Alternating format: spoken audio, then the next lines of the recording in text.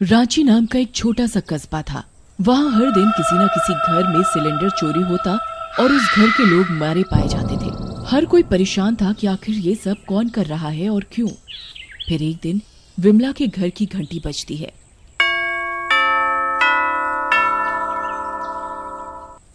अरे इतनी दोपहर में कौन आया होगा? जरूर वो बगल वाली मीनू होगी, आई होगी चीनी या तेल मांगने। इसका रोज रोज का हो गया है। हर दिन कुछ न कुछ खत्म होता है इसके घर और मांगने चली आती है। आज मैं भी बहाना करके खाली हाथ वापस भेज दूंगी। विमला बड़बड़ाते हुए दरवाजा खोलने जाती है। दरवाजे पर एक गैस एजेंसी के कपड़ों में बंदा खड़ा होता है। हाँ जी बताइए। जी, आपकी गैस बुकिंग थी।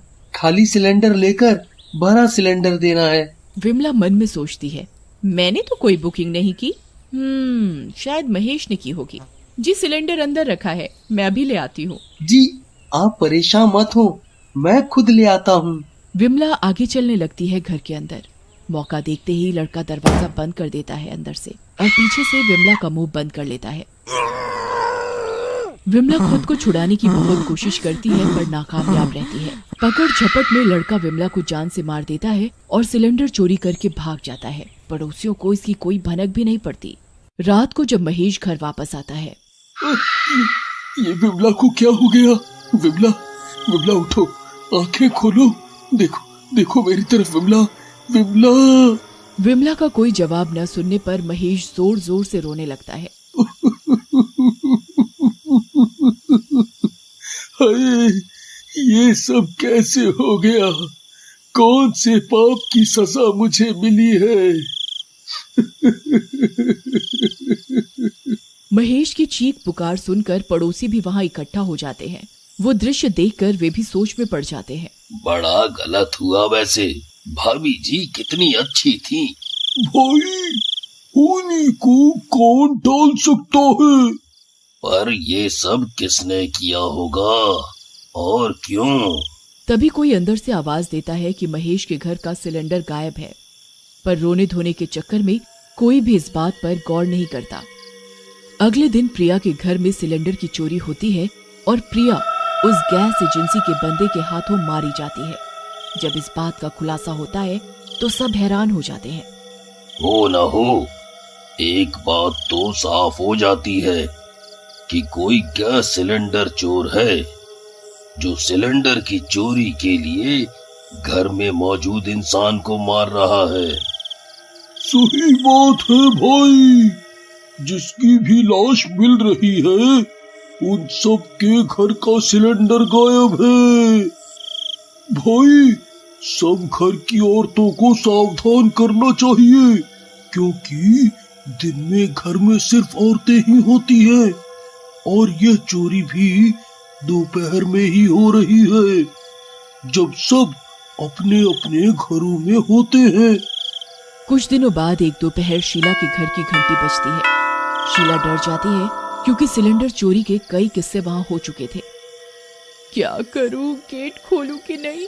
क्या पता कोई जरूरी काम का हो कोई। नहीं, गैस सिलेंडर चोर भी तो हो सकता है। फिर भी डरते डरते शीला दरवाजे पर जाती है। कौन है? मैं, चिट्ठी वाला। आपकी चिट्ठी आई है, दरवाजा खोल कर ले लो। शीला चैन की सांस लेती है और दरवाजा खोलती है, पर बाहर देखते ही उसके छक्के बक्के छूट जाते हैं क्योंकि बाहर सिलेंडर चोर होता है। शीला चिल्लाने की कोशिश करती है पर वो लड़का उसका मुंह बंद कर देता है। छोड़ मुझे नाश पीटे, तेरे कीड़े पड़े मुंह में। छोड़ मेरा मुंह छोड़। शीला चिल्लाने लगती है। छीना झपटी में शीला उसके पैर पर कसकर लात मारती है।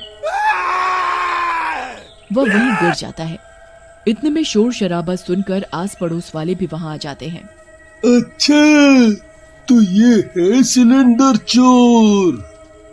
सब मिलकर उसकी लाश वहीं मैदान में फेंक देते हैं।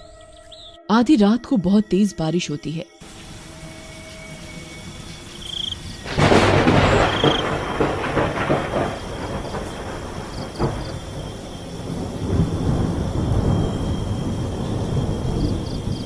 तभी वहां अजीब अजीब सी आवाजें आने लगती हैं।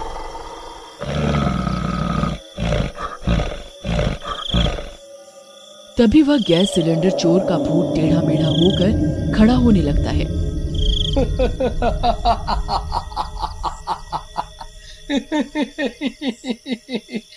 देखो दुनिया, देखो मैं फिर आ गया। अब कैसे मारोगे मुझे?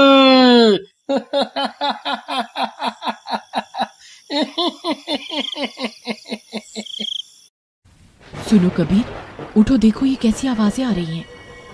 चल चल, चुपचाप सो जा, मौसम खराब है, वैसे ही आवाजें आ रही होंगी। कबीर सो जाता है, पर रमा को अभी भी वो भूतिया आवाजें आ रही होती हैं। ये तो उठेंगे नहीं, घोड़े बेच कर सो रहे हैं, मैं ही उठकर देखती हूँ क्या माजरा है। रमा डरते हुए आवाज की दिशा में जाने लगती है। आवाज का पीछा करते करते वह उसी मैदान पर पहुंच जाती है। तभी अचानक भूतिया आवाजें आनी बंद हो जाती हैं। अरे ये मैं कहाँ आ गई? हे भगवान, ये तो वही मैदान है जहां इसकी लाश फेंकी थी। तभी वहां वो भूत आ जाता है।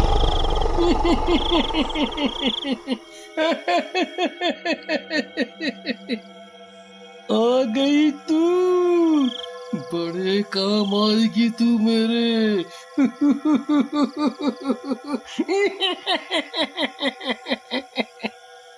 रमा डर कर चीखने लगती है और यहाँ वहां भागने लगती है।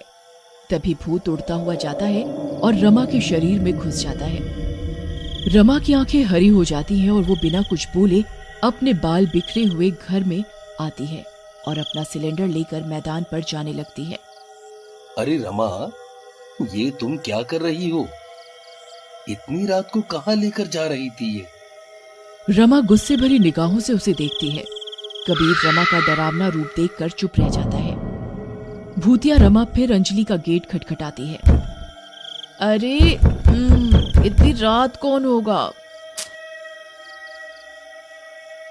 कोई फिर से मुसीबत तो नहीं आ गई कोई?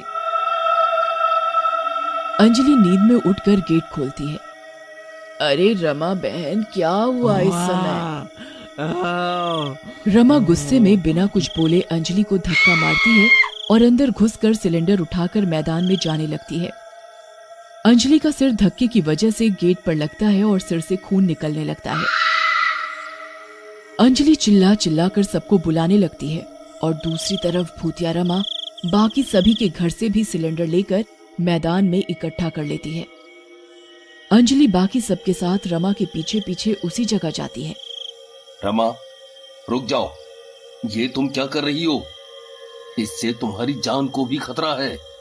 तभी भूत रमा का शरीर छोड़ता है और अपने असली रूप में सबके सामने आ जाता है।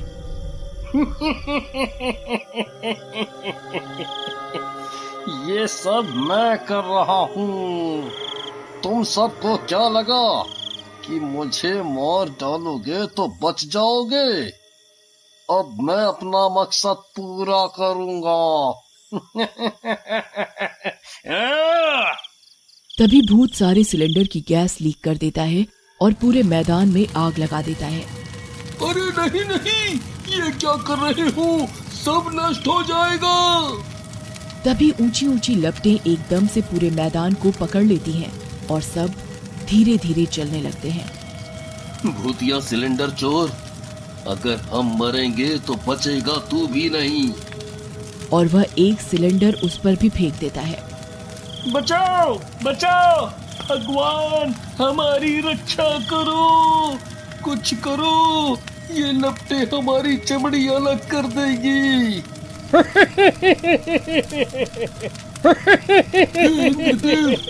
तुम ही कुछ करो वरना सब नष्ट हो जाएगा। तभी अचानक बादल गरजते हैं और तेज बिजली कड़कती है और जोर की बारिश होने लगती है। धीरे धीरे सारी आग ठंडी पड़ने लगती है। धन्य हो तुम ईश्वर, अपनी सृष्टि की रक्षा करने के लिए कोटि कोटि धन्यवाद। तभी नजारा देखकर सब दंग रह जाते हैं। अरे अरे मैं जल रहा हूँ, इस बारिश से मेरी आग क्यों नहीं बुझ रही? बचाओ बचाओ। अरे ऊपर वाले की लीला तो देखो, जिसने सबके लिए गड्ढा खोदा वो खुद उसी गड्ढे में गिर गया। और देखते ही देखते उन्हीं सिलेंडर्स के साथ वो भूतिया सिलेंडर चोर जलकर राख हो जाता है।